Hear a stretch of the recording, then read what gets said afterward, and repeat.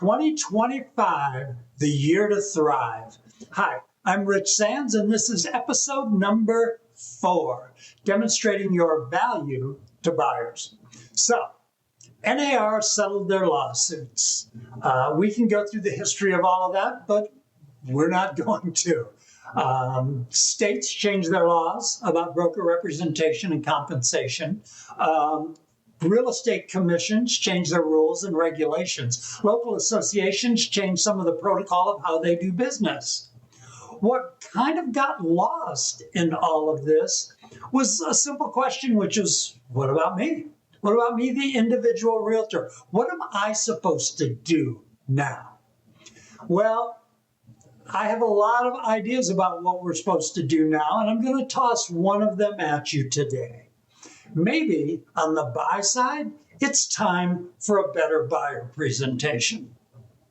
Wait, did you even deliver a buyer presentation, or did you just cuff them and load them in the car and take them out to see houses? And if you did a buyer presentation, how long did you prepare? How much time did you spend researching and analyzing and getting into every little minute detail of that buyer and the market area? And then compare the time you spent on that to the prep you do for a listing appointment.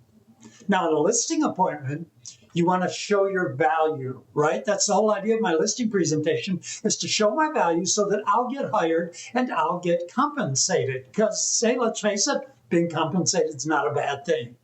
Well, now it's the same with buyers. So it's time for a better buyer presentation. We're going to cover 4 steps on this today.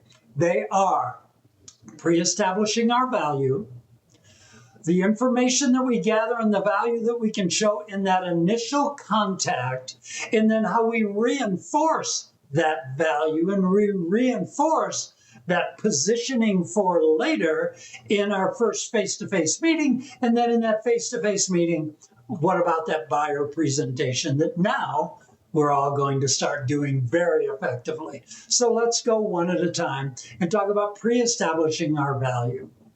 The best place to pre-establish your value is marketing. So let's go easy. Let's go simple. Let's go to Marketing 101.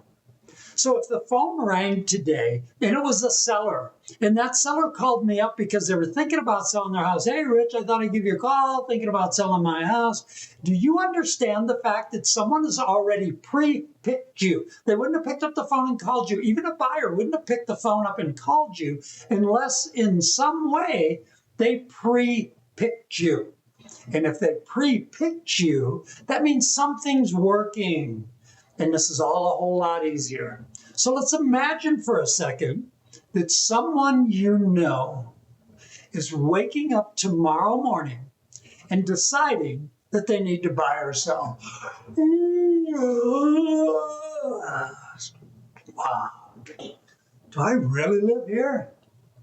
This place is terrible. I need to sell this place and buy a new one. Well, the question then becomes, what will they do next? When they need to buy or sell, what will they do next? And what do you want them to do? And I know the answer to that second question. You want them to get a hold of you. You want them to call you. Well, if your friend is waking up tomorrow and they need to buy or sell, and you want them to call you, when did you need to be their real estate agent? And the answer is tonight. So the goal of marketing is simple. Be their realtor before they need one. Because if they wake up tomorrow morning and you're not their realtor when they need one, the chances that you are going to be that realtor are slim and none. So if that's the goal of marketing, what's the message of marketing? Well, I think that's pretty simple too. I'm your realtor, I'm your realtor, I'm your realtor, I'm your realtor, I'm your realtor, I'm your realtor, I'm your realtor. I am not your chicken fettuccine guy. I am not your local football schedule guy. I am not your Monday motivational quote guy. I am your realtor. That's my message. Now, does that mean my chicken fettuccine recipe is useless? It's according to whether you've had it or not, I suppose. Hey, it's okay to kick in some things, but the key to great marketing is relevant content. So Let's talk about the 4 steps in marketing: attention, attraction, capture, conversion. All right, so let's eliminate a couple things here from our discussion. First off, capture. That moment they call you, that moment they come to see you, that moment they text you, that moment they email you or Zoom you or whatever, you don't have any control over that. As a buyer, I'll decide when I call you. You might have done something that's a catalyst to that. You might have written a fabulous article about the market or interest rates or whatever, but you have no control over when I actually contact you, when you capture me. You also have less control over when I'm converted from being someone who contacted you, maybe a prospect, to being a real live client. The National Association of Realtors is still telling us that internet leads, when they reach out to a realtor the first time, are somewhere between 8 and 18 months out from actually doing anything. So conversion is me staying in the loop so that when they're actually ready to do something, I'm still in the picture. Because if I'm out of the picture because I couldn't follow up, then guess what? Oh yeah, I'm out of the picture. So we stay in the picture with marketing. We stay in the picture with customer relationship management systems that contain drip campaigns and things like that. So that leaves the 2 things that I have some control over. What can I do to get their attention and have that attention attract them to my business? Or how do I do this? Where do I do it? So traditionally, there are a lot of ways we've always marketed. Direct mail. And direct mail, by the way, has seen a broadening of its definition. It used to be the stuff that came in my mailbox out in front of my house, but now it's also stuff that comes to my inbox. The phone. It's amazing, this little thing right here. 5% of its use, according to the so-called phone gurus, is making phone calls. But when we make them, it's one of the ways we stay in touch with people. Seeing them in person is a way, and institutional marketing is another way to traditionally market through advertising in billboards and theater ads and bus stops and stuff like that. But there are 21st century ways to do this. We could blog, we could video, we could podcast. All of those are ways in which we can market to establish our value, to pre-position it. Step 2 is that initial contact. In the initial contact, here's what I'm trying to accomplish. I'm trying to get as much as possible when it comes to information about them, about what they're trying to accomplish, about what they know about real estate, about what they know about the market. I'm trying to get as much as possible. We'll call it AMAP for today.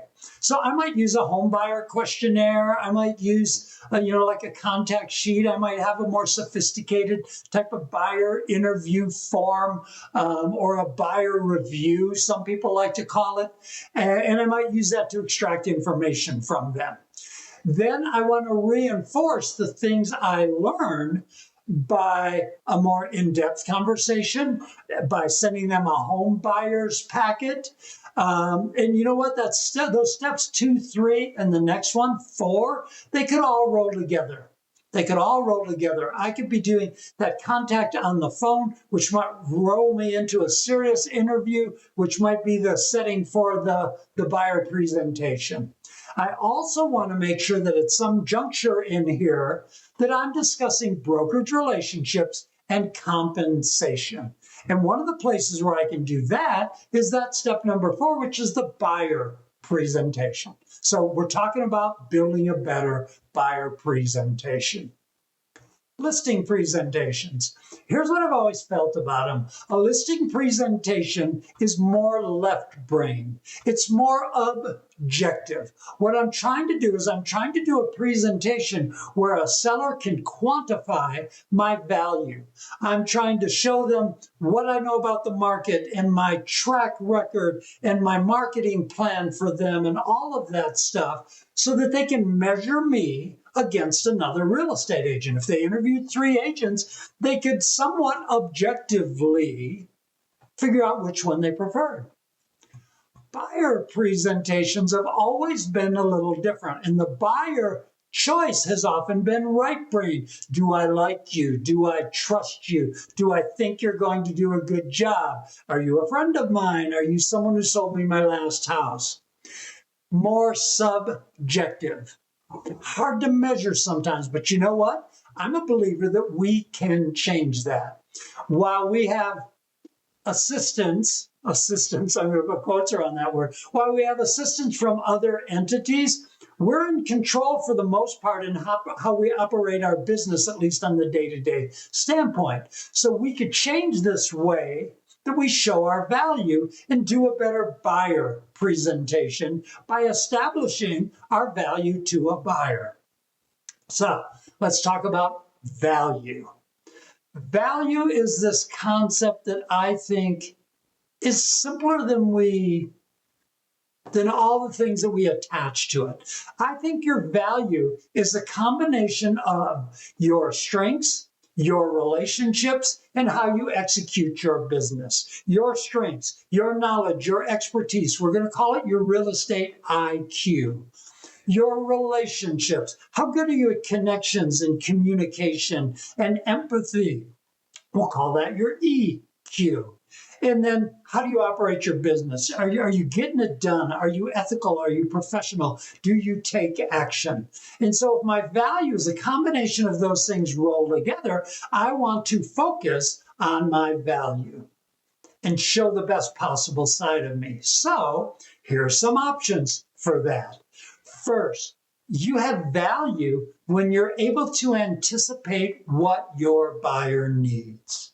Now, there are some pretty simple ways to do that. You could look at the statistics for all buyers, for example. The National Association of Realtors gives us some interesting statistics, and this one is the benefits provided by real estate agent during the home purchase process. So here's some of the value you have. You help the buyer understand the process. You pointed out unnoticed features or faults with the property. You provided a better list of service providers. You negotiated sales contract terms. You did all of these things that's in the profile of home buyers and sellers. So these are benefits that you provided to people, buyers, according to them.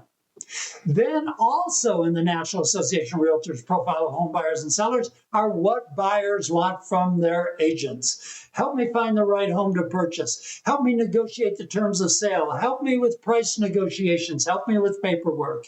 By the way, these things at the top of this, especially the first three, they have been the top three forever. And then you also have other documents like the National Association of Realtors has the 105 more ways agents who are realtors are worth every penny that you pay them, 105 ways you can help buyers. All kinds of resources out there to get you thinking about what are the components of value. Quite a few years ago, I think it was the Orlando Association of Realtors, their members harassed them, what are you doing for us? How are you helping us differentiate ourselves? How are you helping us show value? And the Orlando Association of Realtors came up with this document called The Critical Role of the Realtor. And at this point, that document sits with over 200 things on it that a realtor does that have value to a seller. And what we're seeing now, since the settlement, is we're seeing a lot more of that type of document, that type of information for when you're working with a buyer. So that's one possibility. Another possibility is, hey, you just level up your buyer materials. Put together a better, more comprehensive, more complete homebuyer packet, or start doing one that you didn't do before. Rethink your website, how buyer friendly it is, whether or not it's actually displaying your value in a concise, attractive kind of way. Present your value. You got to be able to present your value. So let's talk about 6 areas where you have value to a buyer, and you could include all of these or some of these or some others that you think of in a buyer presentation. I'm going to call these the magic 6. These are 6 things you have to offer a buyer that is of value. First, representation. They get you to represent them in a real estate transaction. They don't have to do it by themselves, and they don't have to go to the seller's agent to be taken advantage of, sloughed off, Yeah, whatever. The thing about representation that makes it really important is most people don't know how to do real estate. What we do is complicated. And I have to tell you this, it's why we're still in business. If anybody could do what we do, believe me, they would do it. We're still in business because doing real estate's not easy. And the moment it becomes easy, we will go the way of travel agents, which is only the best and complex and most knowledgeable will survive, and even they will struggle a bunch. So the fact that I represent you doing this thing that's so difficult to do, that has some value. Expertise and guidance. Someone who knows the market, who knows the process, who knows how to negotiate, who knows how to deliver great service, and someone that can guide you through the maze of real estate, extremely valuable. You still, by the way, have access to listings. If I'm a seller, I don't want some buyer who doesn't have an agent coming over to my house and looking through it. That doesn't sound very attractive to me at all. But if they have an agent, now I have a place to go, okay, the agent's coming with them to show them this property. The agent has some responsibility in this process. So you still have access to listings, and you have so many resources all over the place.